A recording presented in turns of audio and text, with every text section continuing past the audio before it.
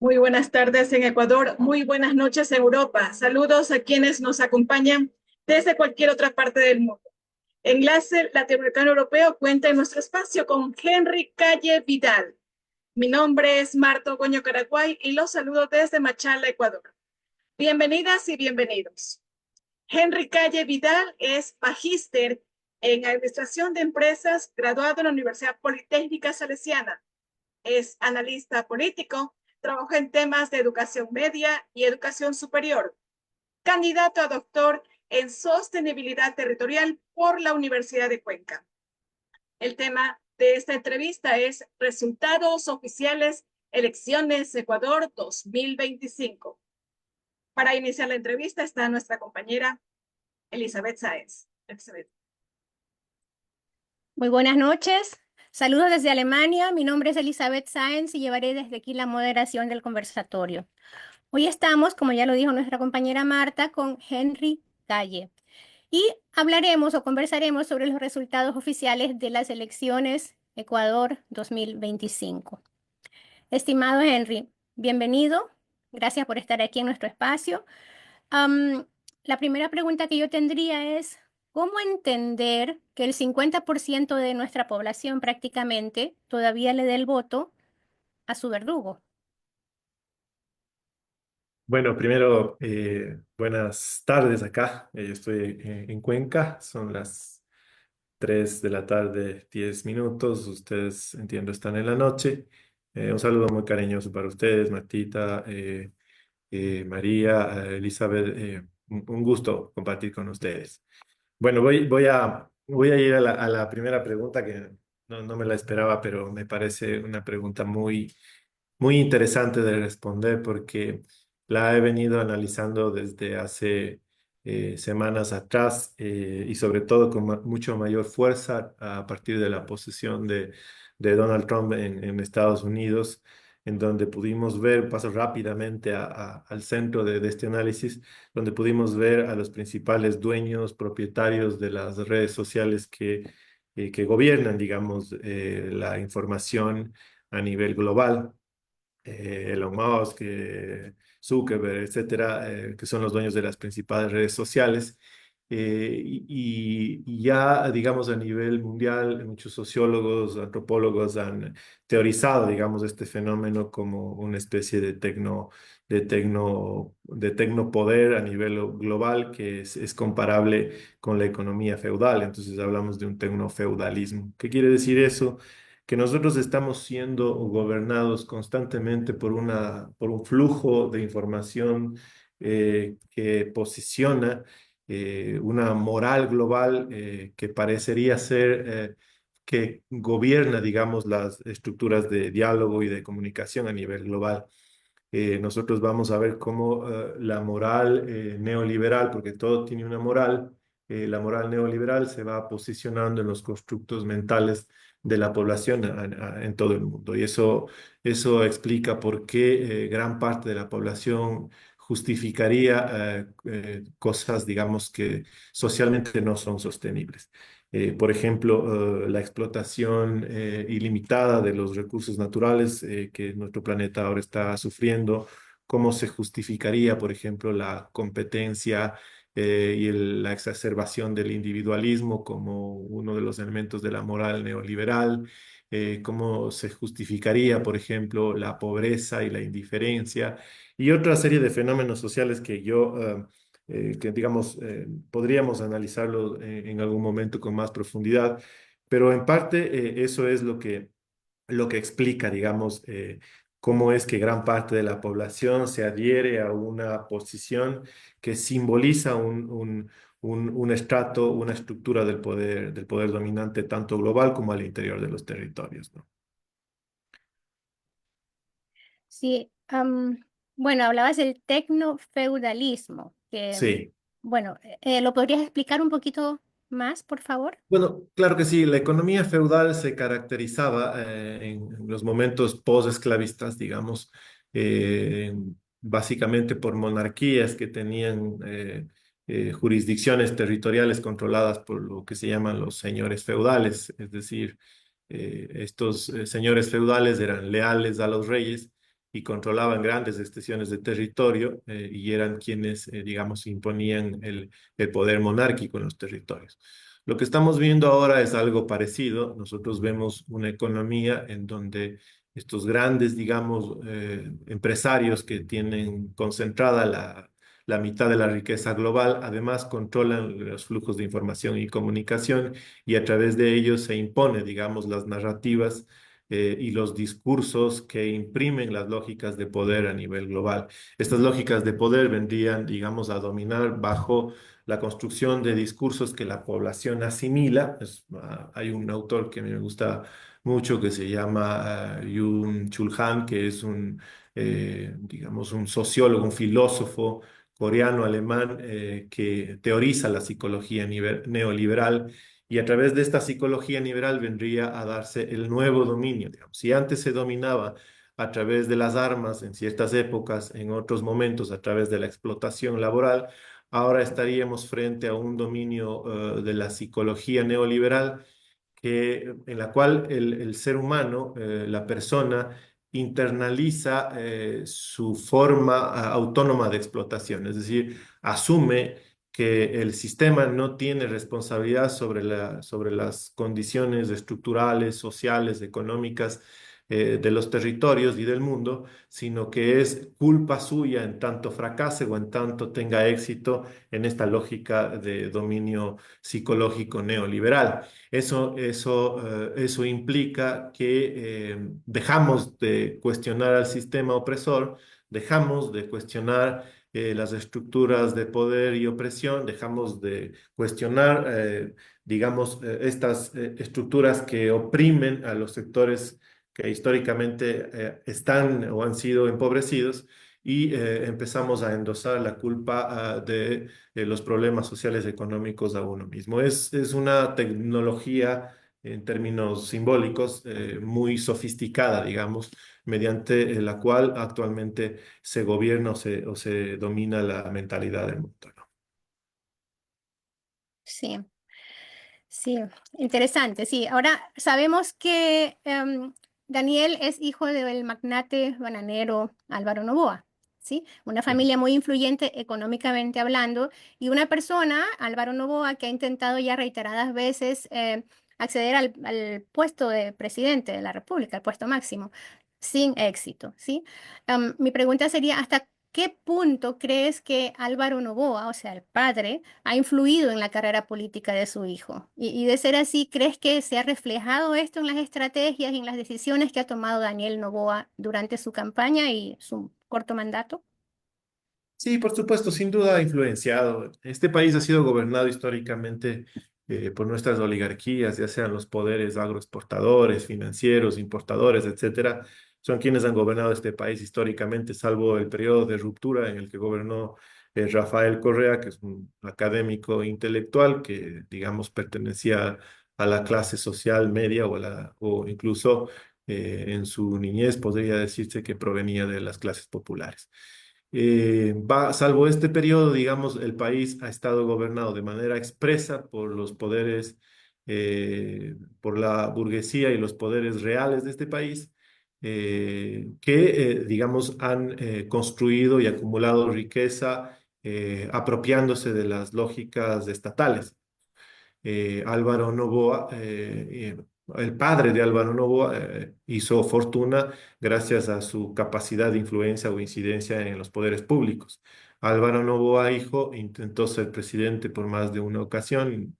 Hay muchos quienes especulan que en alguna elección con Yamin Mawad incluso tuvo fraude electoral y no pudo llegar a ser presidente. Y sin duda, digamos, esa tradición fue legada a su familia, a su esposa, Nabela Sin, y ahora a su hijo Novoa Sin.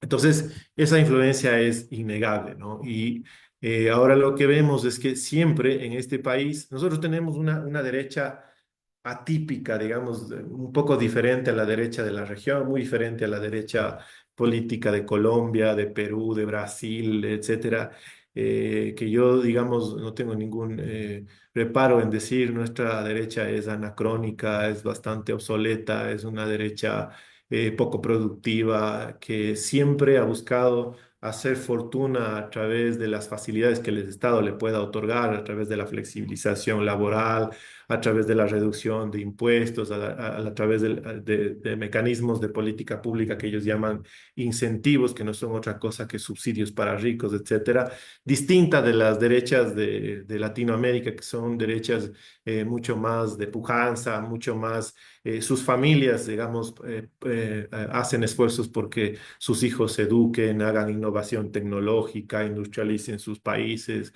Es otro tipo de derecha.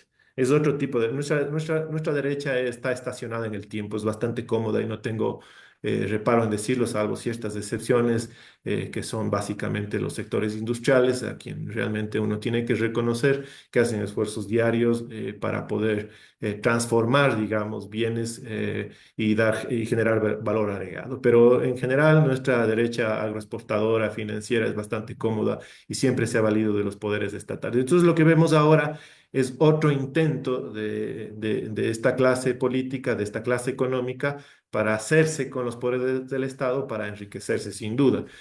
Ahora hemos visto denuncias de corrupción como el caso Progen, el caso Petronovoa, el caso de alimentos, de alimentación escolar que pertenece a empresas asociadas con la tía del presidente, vínculos con contratos en las empresas mineras. Y de esto continuar así, lo que vamos a ver es esa misma lógica que no es distinta a la lógica tradicional de sus familias. Sí, gracias por eso. Sí, así como las izquierdas son diversas, también las derechas son diversas, ¿no? Y depende también de muchísimos factores en cada sociedad, ¿no? Ahora describías muy bien lo que pasa en Ecuador, en nuestro país. Sí, tenemos una pregunta desde Italia. María Calle, por favor, tu micrófono.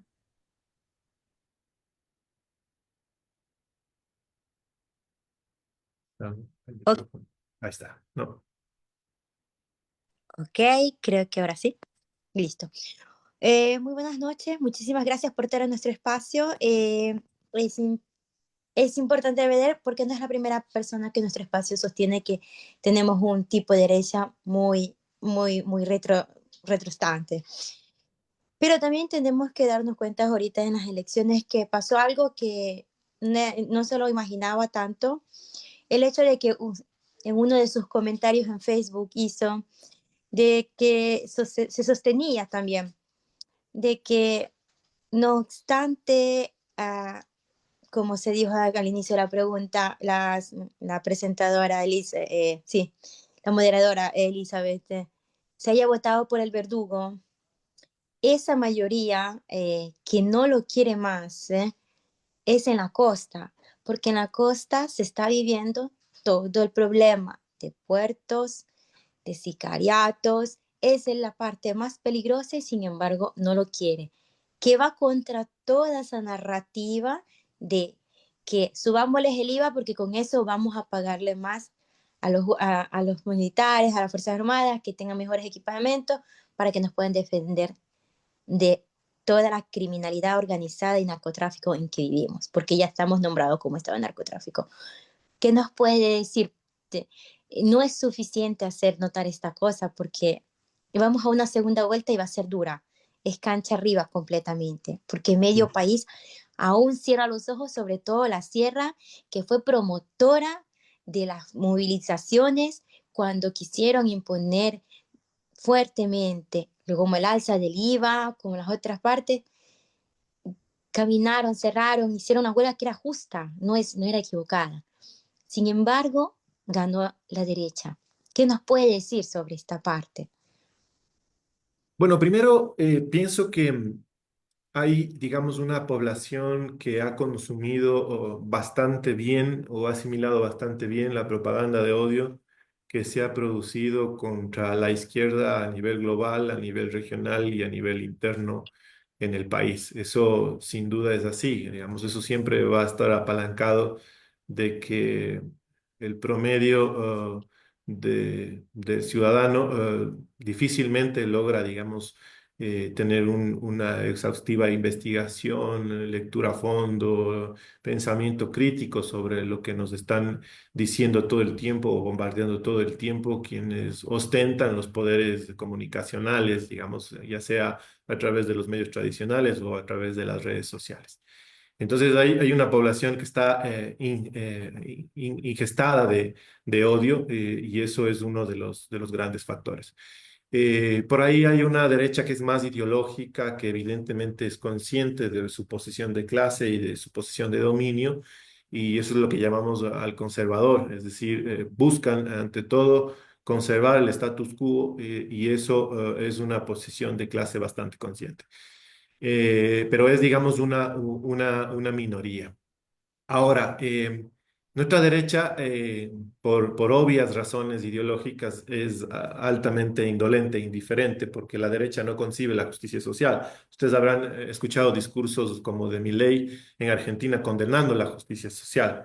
La izquierda, en cambio, se caracteriza por abanderar la justicia social.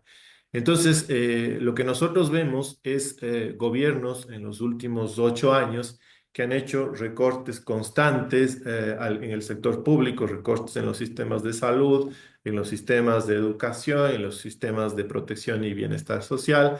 Y lo que vamos a tener es cada vez población mucho más marginada o expulsada de la actividad económica, del derecho al acceso a la cultura, a la sociedad, a la convivencia, y abocada día a día a buscar sobrevivencia. En este momento tenemos en los últimos años 500.000 de niños, niñas y adolescentes expulsadas del sistema educativo. Y ahora voy a la costa porque la pregunta empezó con la costa. La mayoría de esta expulsión social y educativa se produce en la costa, donde, digamos, las condiciones sociales, económicas, las formas mercantiles o las formas de construcción de mercado, las relaciones socioeconómicas son distintas a las de la sierra, y es una población abocada a sobrevivir diariamente. Ahí además están los centros logísticos del narcotráfico, es decir, están los puertos marítimos, evidentemente. Geográficamente, esta viene a ser zonas de influencia o zonas de riesgo a su vez del narcotráfico. Y además también ahí está sobre todo asentado el poder financiero de este país, que tradicionalmente ha estado en la costa ecuatoriana. Entonces, la irradiación, digamos, de estas estructuras de poder, las operaciones, las logísticas, se producen sobre todo en la costa, en donde vamos a ver que se producen los mayores problemas de violencia criminal. Nosotros tenemos este momento, por ejemplo, que enero fue el año más grave estadísticamente en términos de violencia criminal. Nosotros tuvimos en 2025 aproximadamente 658 muertes violentas, cuando entre los años 2015 y 2019 no bordeábamos 80 muertes violentas por año. Entonces, esto se ha disparado abismalmente. Sí, sobre todo a partir, este año a mí me parece muy importante, el 2019, yo por eso lo menciono, porque es el año de los recortes presupuestarios o los recortes públicos que inician con el presidente Lenín Moreno, que se agudizan con el presidente Guillermo Lasso y que continúan progresivamente, y cosecha además esta debacle el presidente Daniel Noboa. Y Daniel Noboa ha continuado con la lógica neoliberal, pero Daniel Noboa ve desbordado ya el país, y su accionar totalmente equivocado para tratar de controlar esta problemática. Entonces tenemos en el 2022 275 muertes violentas, en el 2023 433 muertes violentas, 438 en el 2024 y 658 en el 2025, solo en el mes de enero. Entonces, vemos índices de violencia que para el Estado ecuatoriano y bajo las estrategias que ha tomado la derecha neoliberal son imposibles de controlar. Lo que ha hecho la derecha para poder defenderse, digamos, de esta inoperancia es endosar o tratar de endosar la culpabilidad del problema a los gobiernos anteriores, básicamente al expresidente Rafael Correa, que dicho sea de paso no gobierna ya en este país más de 8 años y termina siendo ridículo, y la gente Puede ser que puedas engañar a la gente 1 año, 2 años, 3 años, pero 8, 9 años, 10 años, la gente no come cuento ya. Sí, ahora tenemos desde Estocolmo, Suecia, una pregunta. Edmundo, por favor. Sí, buenas noches. Pido disculpas porque entré un poquito atrasado, así que me he perdido la parte del ingreso. Sin embargo, he escuchado ahora eh, algunos detalles. Es decir, siempre sigue la misma pregunta y trata uno de profundizar, porque digamos, ya hemos visto otros, ya hemos participado en otras campañas electorales.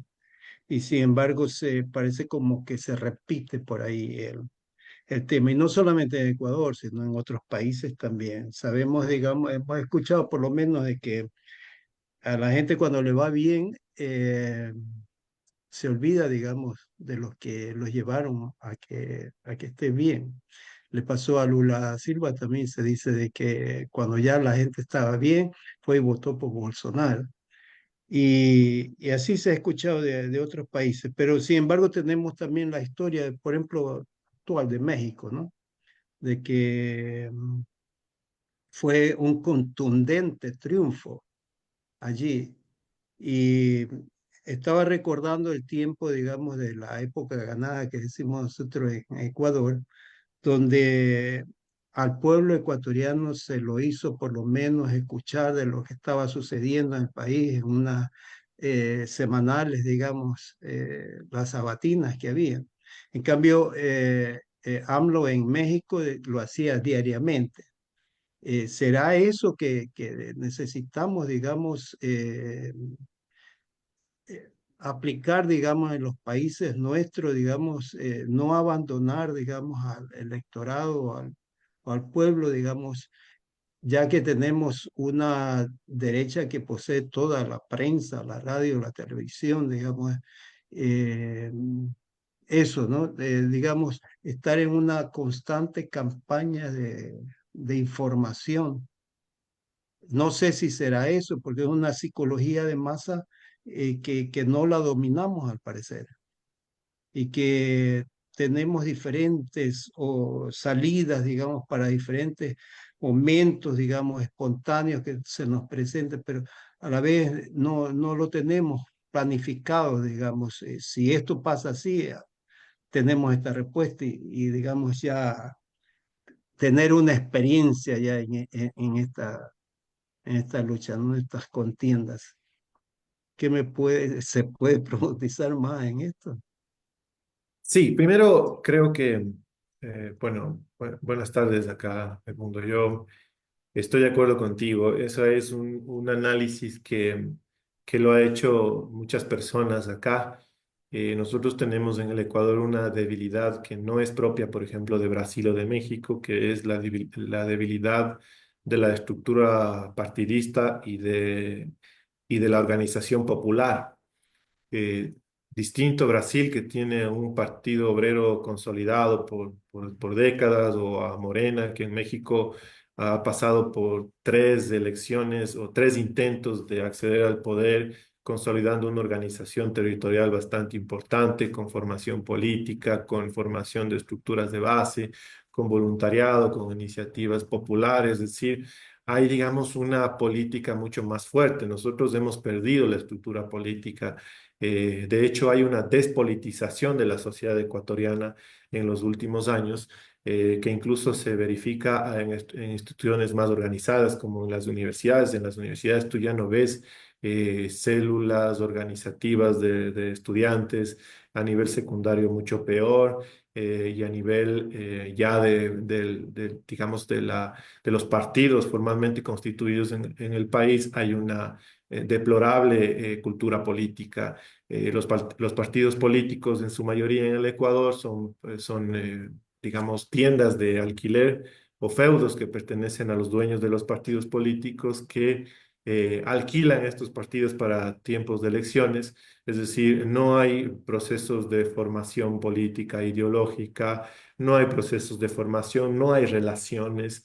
interacciones con la base ciudadana. En fin, nosotros tenemos un problema de cultura partidista bastante grave, ¿no? Incluso si nosotros que queremos recomponer la necesidad de una estructura partidista saludable y democrática en el país, tendríamos que comenzar por reformas al Código de Democracia y obligar a los partidos políticos, entre otras cosas, a hacer formación política, a hacer formación de cuadros, a hacer filtros importantes, digamos, en los cuadros que representan de todo tipo, éticos, morales, académicos, etcétera, digamos, ¿sí? Entonces, no hay esa estructura política y lo que ha sufrido el país en los últimos años es una despolitización bastante grave que luego termina revertido en lo que vemos ahora, candidatos, 12, 15, 16, 17 candidatos intentando ser, digamos, intentando llegar a la presidencia de la República. El 80% de ellos no llegan al 1% de la votación, y eso hace que se deriven en otros discursos que son peligrosos para la democracia del país, como por ejemplo que no deberíamos tener tantos candidatos, lo cual parece razonable, pero no lo es porque eso significa que la forma de limitar a los candidatos en el país es simplemente una cuestión de número. Y no es así, eso no soluciona el problema de la calidad de los partidos políticos, de la calidad de los representantes políticos, ni de la calidad de la democracia. ¿Sí? Ahora nuestro Código de la Democracia hace que el Estado financie, por ejemplo, candidaturas, sobre todo a nivel de pautaje, a nivel de medios de comunicación, radial, televisivo, etcétera, y eso hace que en algo exista la posibilidad de que quienes no ostentan fortunas o recursos puedan promocionar un plan de gobierno, puedan promocionar una propuesta, puedan promocionar una opción democrática para el pueblo ecuatoriano, y eso es bueno y es saludable. Sí, pero el problema entonces no pasa por ahí, sino pasa por la calidad de la democracia que tiene el país y de la baja calidad que tienen nuestros partidos políticos, o de la descomposición que tienen nuestras organizaciones políticas, y eso implica un gran debate que seguramente es una de las cosas que tendrán que discutirse en el próximo periodo, si es que hay condiciones políticas para hacerlo, porque digamos, de ganar la derecha, yo no veo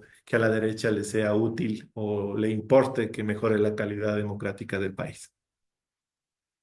Me parece muy interesante lo que dices, Henry. Hablabas de la cultura partidista, viste como ejemplo el PT en Brasil y Morena en México, ¿sí? Que como partidos son realmente instituciones cimentadas, ¿no? En América Latina, ¿sí? Pero ¿acaso no representa la Revolución Ciudadana en Ecuador aquello que son el PT y Morena en Brasil y en México respectivamente? Yo pienso que la revolución ciudadana es la estructura política partidista más importante que tiene el país, y sobre todo con Pachacuti, creería yo, que son las estructuras más organizadas que tiene el país. Sin embargo, yo también creo que es mucho más saludable y le hiciera mucho bien a estas organizaciones políticas tener unas reglas de juego mucho más importantes. Yo he visto que la flexibilidad que tiene actualmente la normativa democrática que tiene el país deja ciertas facilidades y huecos para que al interior de los partidos políticos no exista democracia. Yo no tengo problema en decirlo. eh, por supuesto, siempre salvando de que son las estructuras que actualmente nos representan y por las que yo personalmente me siento representado en la izquierda. Sin embargo, hay muchas deficiencias que en el país tienen que debatirse y que tienen que corregirse, ¿no? Para evitar que los partidos políticos caigan, digamos, en lógicas de hegemonías, y se vuelvan mucho más diversos, democráticos, que puedan emerger diversidad de liderazgos, que pueda el pensamiento crítico convivir de manera adecuada sin que esto genere ningún tipo de tensiones al interior de las organizaciones políticas. Eso es una crítica sana, es una crítica necesaria, y sobre todo es saludable para nuestro país. Nosotros Parte de lo que estamos viviendo es, como dije hace un momento, por la despolitización que ha vivido el país, por la apatía que existe hacia la política por parte de la... ¿Por qué los jóvenes no quieren militar un partido político, por ejemplo?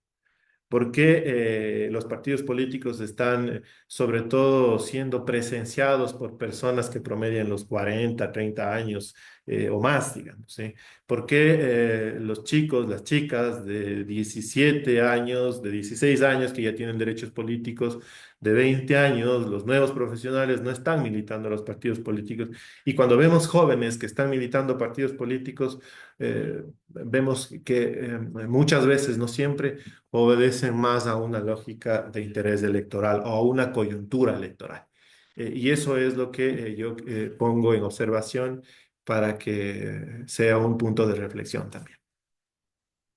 Muchas gracias, sí, absolutamente. O sea, hay todavía bastante margen de crecimiento político, ¿no? Absolutamente, sí. De madurez política, diría yo más bien, sí. Sí, podemos crecer. O sea, este país es riquísimo en valores como la solidaridad, como el comunitarismo, como buenos latinoamericanos, como buenos andinos.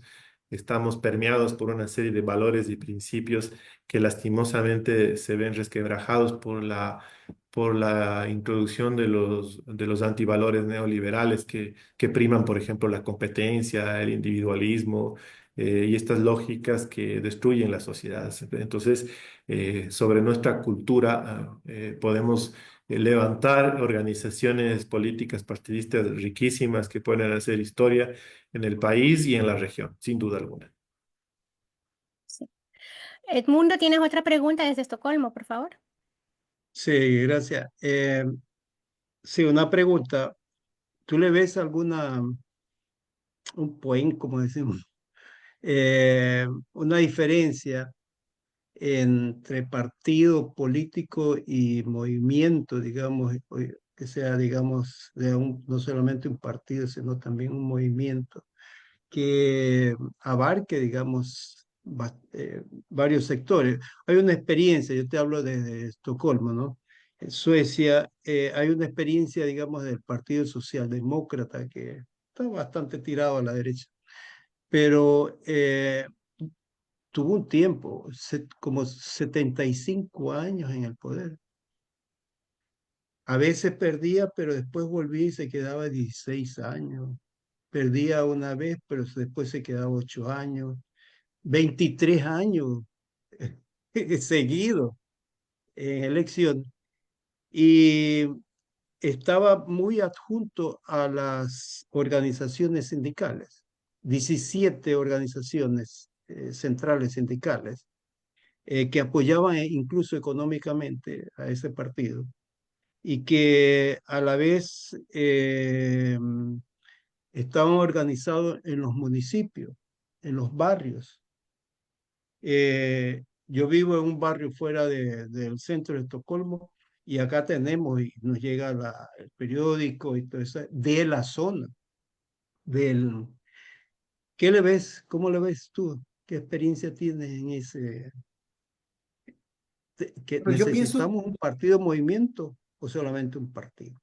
mira, esta discusión, el mundo la hicimos en el 2005, en el 2006 y todo ese periodo de transición política que tuvo el país a partir de la Revolución Ciudadana y luego con la promoción de la Constitución de Montecristi, es decir, si partidos o movimientos. Y la discusión ganó hacia los movimientos básicamente porque los partidos políticos que en ese momento existían o existieron en los periodos, digamos, de retorno a la democracia y antes de las dictaduras, se convirtieron en estructuras partidistas bastante rígidas cuya norma interna coartaba ciertas libertades al interior de los partidos políticos.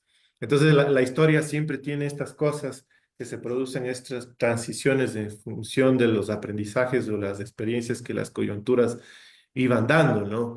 Pero yo te diría en este momento que no es tanto si partido o movimiento, sino que al interior de las organizaciones existe una obligación ética, moral e incluso normativa de tener procesos sostenidos, obligatorios, digamos, de formación política, de voluntariado político. Y como tú decías hace un momento, nuestros partidos políticos no tienen, por ejemplo, contacto con estructuras barriales.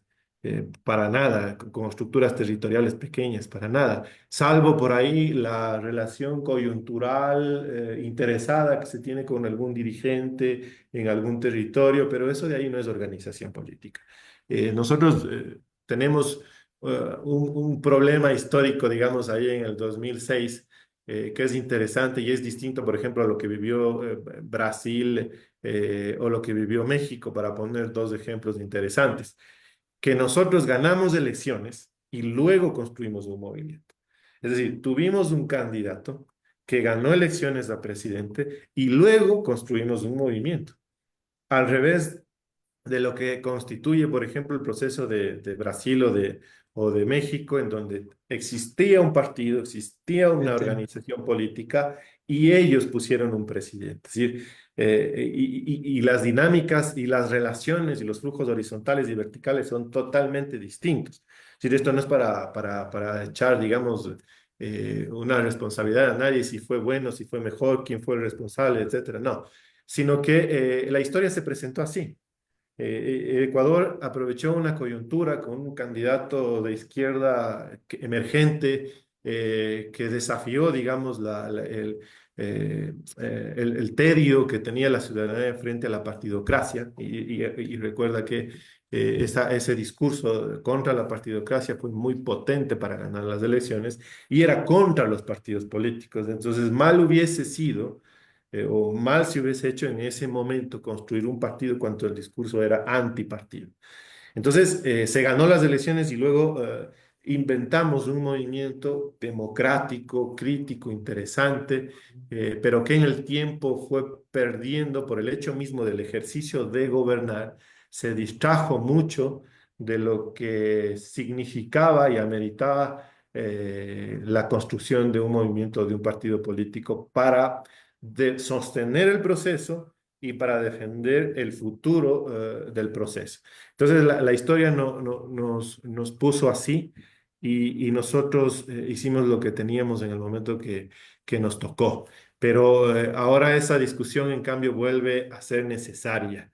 Y yo aspiraría a que, por ejemplo, Luisa González, que es la opción más democrática que tenemos en este momento en el país, gane y se cree un clima, no solo para que la RC redefina su lógica interna, sino que para que otros movimientos de izquierda y de derecha, digamos, en una lógica democrática, puedan reconstituir organizaciones y partidos políticos verdaderamente democráticos y que presenten a la ciudadanía una opción responsable para el futuro del país.